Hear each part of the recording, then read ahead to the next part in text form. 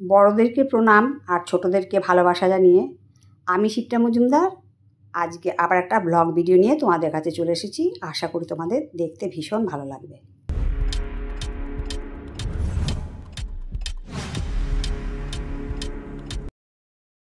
দেখো আমার চা তৈরি হয়ে গেছে, এটা ঢাকনা দিয়ে চাপা দিয়ে রেখে দিলাম। এবারে আমি রান্নাঘরে রান্না করতে শুরু করে দেবো।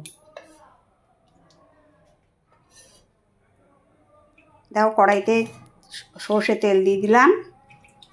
আজকে অনেক কিছুই রান্না আছে, শুধুমাত্র পাবদা মাছটা রান্না করব। পাবদা মাছের মধ্যে নুন হলুদ মিশিয়ে নিয়েছি, আলু কেটে নিয়েছি, আলুটাতেও নুন হলুদ মিশিয়ে নিলাম, মাখিয়ে নেওয়া হয়ে গেল।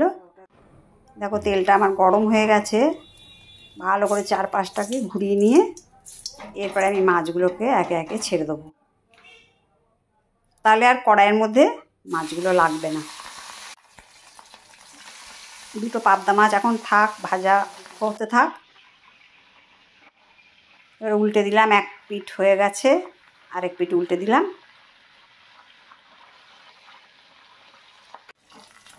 এবার নামিয়ে নেব।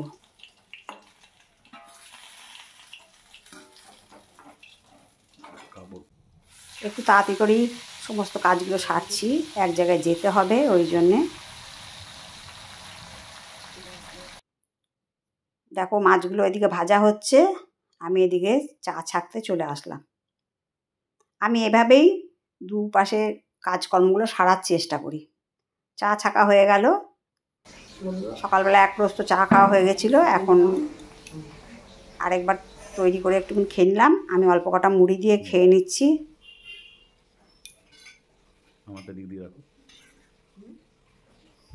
চা মুড়ি খেতে বেশ ভালোই লাগে। আজকে আর অন্য কোনো টিফিন করিনি, চা মুড়ি খেয়ে নিচ্ছি, কেন আজকে তাড়াতাড়ি খাওয়া দাওয়া করে বেরোবো। একটু জরুরি কাজ আছে, বেরোতে হবে। এদিকে তখন চা খাওয়া কমপ্লিট হয়ে এদিকে আরও দুটো মাছ ভাজা চাপিয়ে দিয়েছিলাম, নামিয়ে দিয়েছি। এবারে কালো জিরে ফোড়ন দিয়ে ফোড়নটা হয়ে যাওয়ার পরে আলুগুলোকে ছেড়ে দিচ্ছি। আলু দিয়েই আজকে পাবদা মাছের ঝোলটা রান্না করব। আজকে বেশি রান্নার চাপ নেই, একটুখানি রান্নার তৈরি আছে, তোমাদেরকে দেখাবো। এরকম দুটো একটা আইটেম যদি থাকে তাহলে আমাদের গৃহিণীদের কিন্তু একটু উপকারী হয়।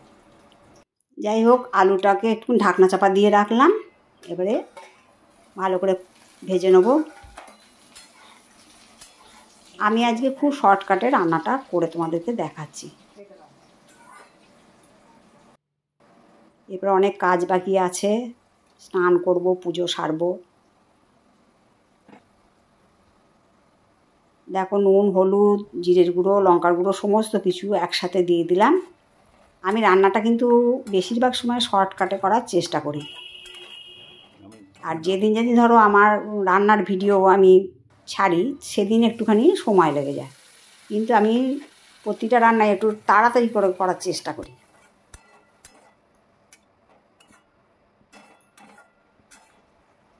কেন রান্নার ভিডিওগুলো তো যেমন তেমন করে দেখালে হয় না, রান্নার ভিডিওগুলোকে অনেক যত্ন সহকারেই দেখাতে হয়। যাই হোক, মশলা কষিয়ে গেছে, আমি জল দিয়ে মশলা কষিয়ে নিয়ে সম্পূর্ণ ঝোলের জলটা দিয়ে দিলাম। এরপরে মাছগুলোকে ছেড়ে দিচ্ছি।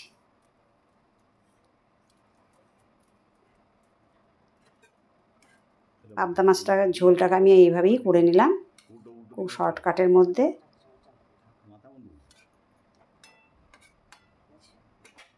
দেখো ঝোল ফুটে উঠেছে, এরপরেই আমি নামিয়ে নেব। একদিন কিন্তু ফাঁকিবাজি রান্না দিয়েই কিন্তু চালাতে ভীষণ ভালো লাগে। আমার তো ভালো লাগে, তোমাদের কেমন লাগে জানি না। একদিন একটু রেস্ট নিতে ভালো লাগে। যাই হোক, মাছের ঝোলটা আমার রান্না হয়ে গেছে, এরপরে বাটির মধ্যে ঢেলে নিচ্ছি।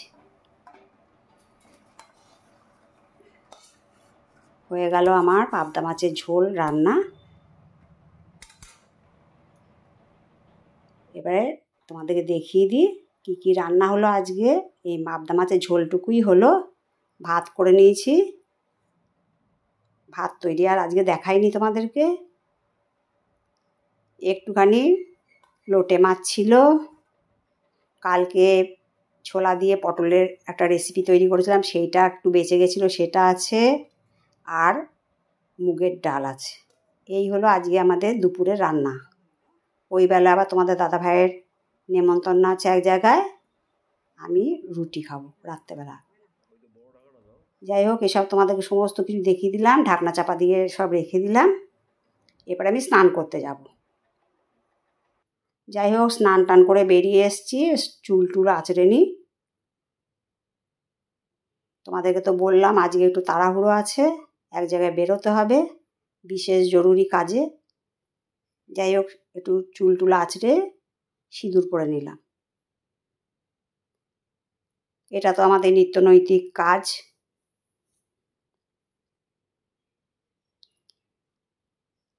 এরপরে আমি চলে যাব ফুল তুলতে, ঠাকুরের ফুল তুলতে হবে। গাছে বেশ কটা ফুল ফুটেছে, বাজারের কেনা ফুল আর নেই, এই আমার জানলা বাগান থেকে ফুল কটা তুলে নিচ্ছি।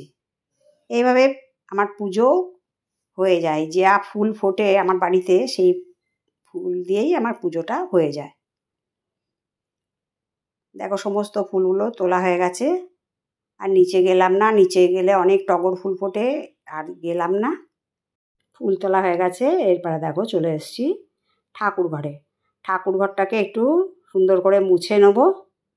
ঠাকুর ঘরটা বেশ পরিষ্কার পরিচ্ছন্ন করে মুছে নিলে খুব ভালো লাগে, সুন্দর পরিষ্কার করে পুজো দিতে। চন্দন ঘষা আমার হয়ে গেছে, ঠাকুর স্নান করানো হয়ে গেছে। এবার ফুল বেলপাতা দিয়ে ঠাকুর সাজিয়ে নিচ্ছি। চন্দন সিঁদুর ঠাকুরকে সবাই দেয়া হয়ে গেছে। এবার ফুল বেলপাতা দিয়ে সাজিয়ে সুন্দর করে পুজো দিয়ে দেবো। ধূপকাঠি প্রদীপও জ্বালিয়ে দিলাম।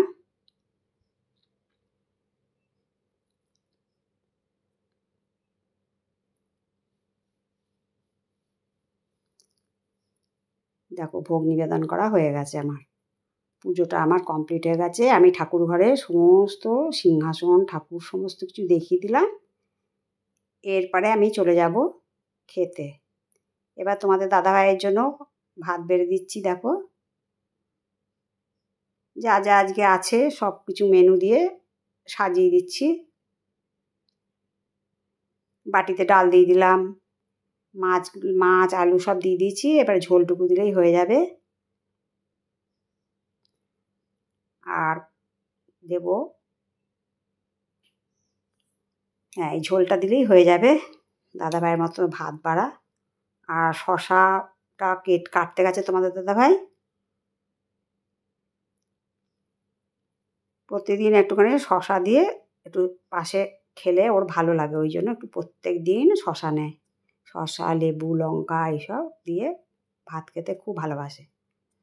এরপরে ওকে দিয়ে দিলাম। দেখো, আজকে যা যা রান্না হয়েছে বা যা ছিল সব কিছু সুন্দর করে সাজিয়ে তোমাদের দাদাভাইকে খেতে দিয়ে দিয়েছি।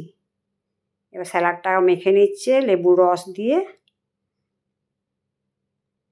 এই স্যালাডটা কিন্তু প্রতিদিন ওর লাগে। যাই হোক, তোমার দাদাভাইকে ভাত খেতে দিয়ে দিয়েছি, সে ভাত খাচ্ছে। এবার আমিও খেয়ে নেব।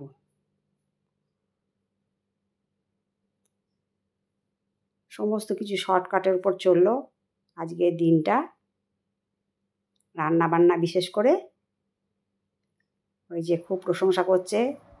সত্যি কথা, ছোলা দিয়ে যে পটলটা করেছিলাম কালকে ভিডিওটা, সেটা অদ্ভুত টেস্ট হয়েছিল। এবার আমিও খেতে বসে পড়লাম।